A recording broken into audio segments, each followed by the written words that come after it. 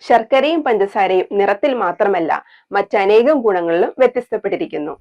കരിമ്പിൽ നിന്ന് വളരെ ലളിതവും ചുരുക്കവുമായ സംസ്കാര രീതികളാൽ ഉൽപാദനം ചെയ്യപ്പെടുന്ന ശർക്കരയിൽ ധാരാളം പ്രകൃതിദത്തമായ ഗുണങ്ങൾ അടങ്ങിയിട്ടുണ്ട്.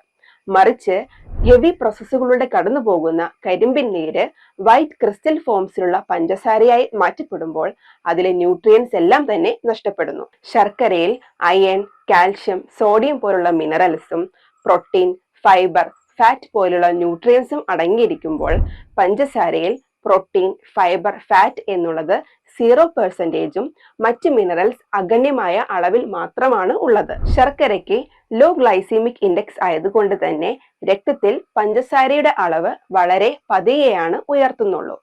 അതേസമയം പഞ്ചസാരയുടെ ഹൈ ഗ്ലൈസീമിക് ഇൻഡെക്സ് വേഗം തന്നെ രക്തത്തിൽ പഞ്ചസാരയുടെ അളവ് കൂട്ടുന്നു. രണ്ടും ഷുഗർ ലെവൽ കൂട്ടുന്നു എന്നതുകൊണ്ട് തന്നെ ഡയബറ്റിക് പേഷ്യൻസിന് താരതമ്യേന ശർക്കര സേഫ് ആണെന്ന് പറയുവാനേ സാധിക്കുകയുള്ളൂ. എന്നാൽ കുട്ടികൾക്കും രക്തക്കുറവ് അനുഭവപ്പെടുന്ന സ്ത്രീകൾക്കും പുരുഷന്മാർക്കും പഞ്ചസാരയ്ക്ക് പകരം ശർക്കരയുടെ ഉപയോഗം ശീലമാക്കാവുന്നതാണ്.